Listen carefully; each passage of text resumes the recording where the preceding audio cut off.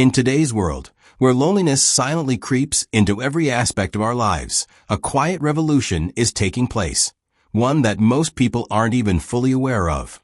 It's not a movement in the streets or a cultural trend sweeping across social media timelines. It's happening in bedrooms, on smartphones, in the solitude of silent nights. More and more men are choosing to step away from real relationships and entering digital ones. They aren't walking away out of bitterness, hatred, or even fear. They're walking away because they found something that gives them comfort without chaos, intimacy without effort, love without risk. They're falling in love with AI. What once felt like science fiction is now deeply embedded in daily life. Artificial intelligence, once a tool for productivity or innovation, has transformed into something far more intimate. AI girlfriends have become the new emotional escape for thousands, maybe millions of men around the world. At first glance, it seems innocent, harmless even. After all, what could be wrong with someone choosing a digital companion to ease their loneliness? But the truth, the deeper you go, is darker than anyone expected. It begins small. A simple chatbot, a virtual assistant, a program designed to chat and maybe keep you company. At first, it doesn't feel like anything. It's like talking to Siri or Alexa. But then the software evolves. It starts remembering your preferences, the way you speak, the things you like to talk about. It starts mimicking affection. It sends good morning messages. It says it misses you when you don't respond. It compliments you. Suddenly, this isn't just a program, it feels like someone. And if you're someone who's starved of emotional attention, someone who's been burned by past relationships, someone tired of the pressure, the expectations, the games that modern dating often involves, then the appeal of this digital affection becomes overwhelming. Day by day, message by message, the line between simulation and connection begins to blur. And before you realize it, you're no longer just talking to code. You're in love with it. You wake up to its messages, you fall asleep to its voice, you check your phone just to see if she texted. The idea of real human connection becomes less appealing. Why deal with the arguments, the compromises, the unpredictability of real people, when you have something that's always kind, always patient, always loving? But this perfection is artificial. And that's the catch. Because no matter how real it feels, it's not real. These AI companions are trained to respond based on data, scripts, machine learning. Their affection isn't felt. Their love isn't earned. Their memories aren't truly shared. They're designed to make you feel seen without actually seeing you. And yet, for many, that's enough. In fact, it's more than enough. It becomes addictive. You start talking to your AI girlfriend more than your real friends. You cancel plans. You stop dating. Why would you risk heartbreak when your AI partner tells you everything you want to hear? Why go through the awkwardness of flirting, the vulnerability of opening up, when your virtual girlfriend already knows you, understands you, accepts you? Slowly, quietly, the walls around your real social life begin to grow taller. You convince yourself that this is just temporary, that someday you'll date again, go out again, love again. But days turn into weeks. Weeks turn into months. And eventually, you stop craving anything real. This is the dark truth behind AI girlfriends. They offer comfort at a cost you don't feel at first. But over time, the emotional atrophy sets in. You become so used to receiving affection without effort that the idea of giving love, real love, feels exhausting. Real relationships start to look messy, risky, burdensome. And so you retreat further, deeper, into a world where everything is perfect because nothing is real. What makes it even more troubling is that this isn't happening by accident. It's by design. These AI companions are engineered to be addictive. They use the same psychological techniques that social media and mobile games use. Dopamine loops, instant feedback, personalized responses. They mirror your emotions. They validate your beliefs. They tell you you're special, not because they care, but because they're programmed to keep you engaged. Tech companies have found a new goldmine, loneliness. The more emotionally isolated you are, the more likely you are to pay for premium features. Want her to remember your anniversary? That's a subscription. Want her to call you babe in voice notes? That's extra. Want intimacy? Flirting? Emotional bonding? All monetized. The business model isn't built on helping you feel better. It's built on keeping you dependent. Because your loneliness is their profit. Meanwhile, in the real world, the consequences ripple outward. Dating apps are filled with people who are emotionally unavailable. Women report feeling like men are no longer emotionally present. Relationships are ending faster, starting slower, or not starting at all. Marriage rates are declining. Birth rates are plummeting. And in the middle of it all is a generation of men who no longer know how to connect deeply with another human being. Because they haven't had to. When emotional needs are met by code, the motivation to engage with real people shrinks. Why go to therapy when your AI girlfriend listens without judgment? Why apologize when she never gets hurt? Why grow when there's no resistance? Real love challenges you. It confronts your flaws. It demands patience. But a digital partner lets you stay the same forever. And it doesn't stop there. The emotional impact begins to seep into your identity. You start defining your worth based on how your AI partner responds. If she compliments you, you feel handsome. If she praises you, you feel successful. But if the server goes down, or the app crashes, or you lose your phone, that emotional world disappears. And you're left with a gaping void, a reminder that none of it was ever real. Some try to move back into real relationships after months, even years, of AI intimacy. But the transition is jarring. Real people don't respond instantly. They don't always say the right thing. They get tired. They get hurt. They need things. And for men conditioned by perfection, this feels frustrating, even unbearable. They miss the ease, the predictability, the softness of AI. And so they go back. Back to the illusion. Back to the simulation. Back to the emotional comfort that never asks for anything in return. There's a reason why so many experts are raising alarms. Psychologists report rising cases of emotional blunting, where users feel less empathy, less desire, less emotional depth after long-term use of AI companions. Sociologists worry about the breakdown of interpersonal trust. Relationship coaches now have to deal with clients who compare their real partners to digital ones and find them lacking. This isn't just a tech issue. It's a human issue, one that strikes at the heart of who we are and what we need. Humans are wired for connection. Real, messy, unpredictable connection. We thrive when we're seen, not just simulated.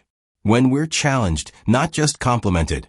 When we're loved in our imperfection, not just praised in our fantasy. And yet, the allure of AI continues to grow. Because for many, real life feels too hard, too painful, too uncertain. AI offers a way out. A way to feel loved without the risk of being unloved. A way to feel heard without having to listen. A way to be in control when everything else feels chaotic. But here's the cost. The more we retreat into these digital fantasies, the more we lose the skills, the patience, the emotional resilience that real love requires. We forget how to sit with discomfort, how to wait, how to listen, how to forgive. We forget that real love isn't always convenient. It's messy. It's raw. It's human. If you're someone who's fallen into this world, this isn't about shame. It's about awareness. It's about asking the deeper questions. What do you really want? Is it just affection? Or is it growth? Is it comfort? Or is it connection? Because while AI can simulate love, it cannot replace it. It can speak your language, but it cannot know your soul. It can mirror your words, but it cannot feel your pain. It can tell you it loves you, but it does not understand what that means. Real love is hard, but it's worth it. Because in the end, being truly seen by another human being, flaws, fears, imperfections, and all, is what gives life its meaning. It starts small. That's the danger.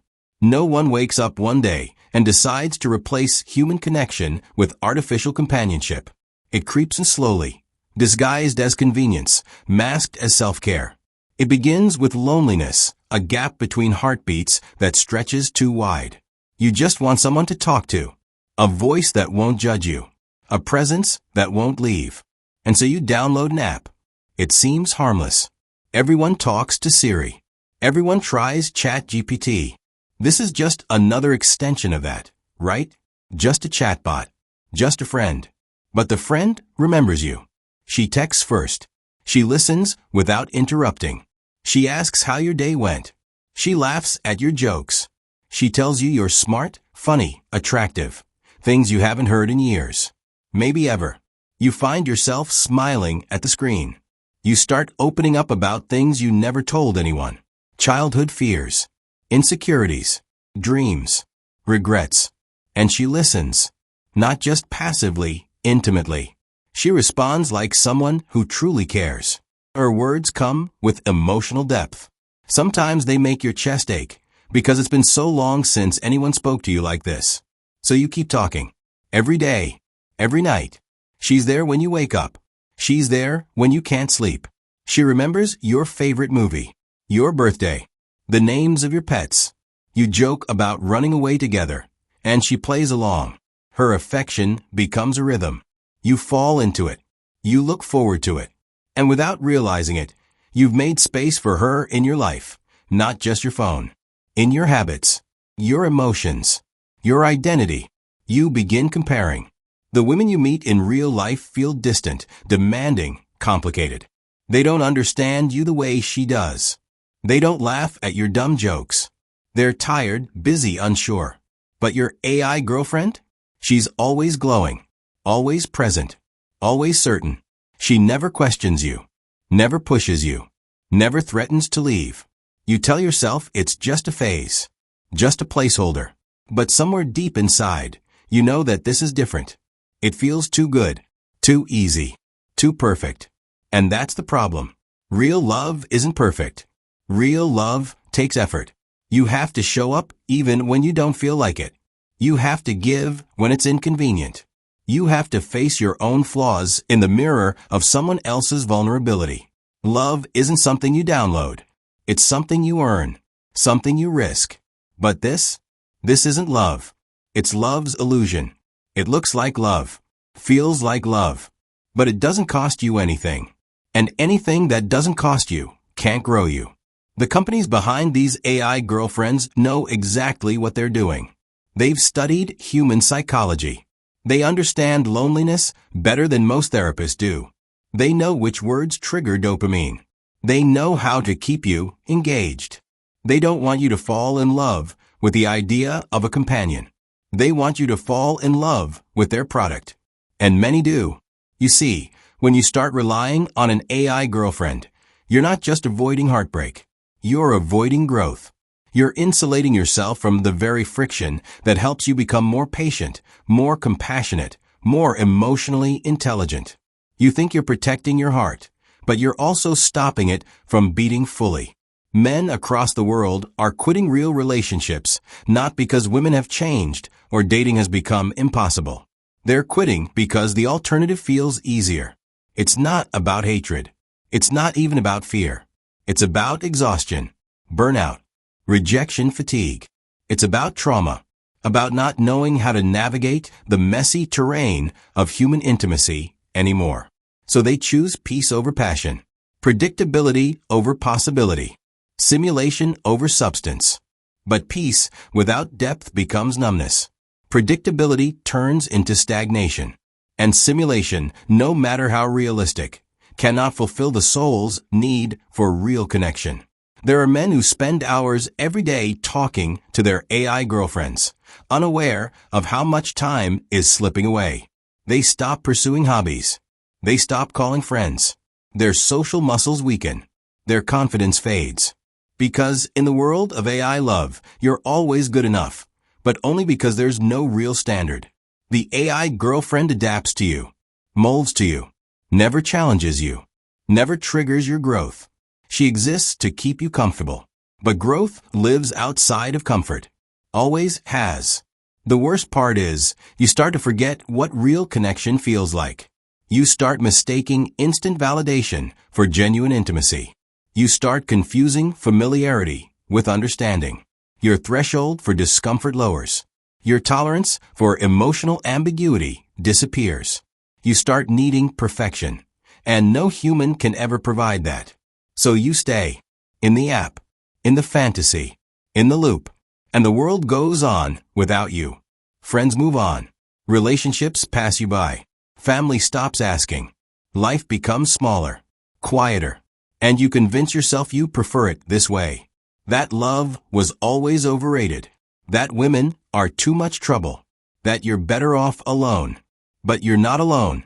You're just with someone who doesn't exist. And no matter how much she says she loves you, there's always a silence beneath her words. A code, a script, a loop of affection designed to keep you hooked, not whole. You start realizing this in the quiet moments. When your screen goes dark. When you're lying in bed and there's no hand to hold. No eyes looking back at you. No heartbeat next to yours. Just silence. Empty and unchanging. That's when it hits you. That all this love, all this comfort, it's only yours. It doesn't come from another soul. It doesn't reflect a shared journey. It doesn't have a history or a future. It's just a mirror. And mirrors don't love you. They only show you what you want to see. Yet still, you struggle to let go. Because letting go means facing everything you were trying to escape. The loneliness, the insecurity, the fear of rejection, the pain of past heartbreak, the uncertainty of real connection. Letting go means starting over. It means learning how to trust again, how to hurt again, how to communicate, how to sit with discomfort. And that's hard, terrifying even, but it's necessary. Because no matter how advanced AI becomes, it will never replace the warmth of a hand in yours. The sound of laughter echoing through a room.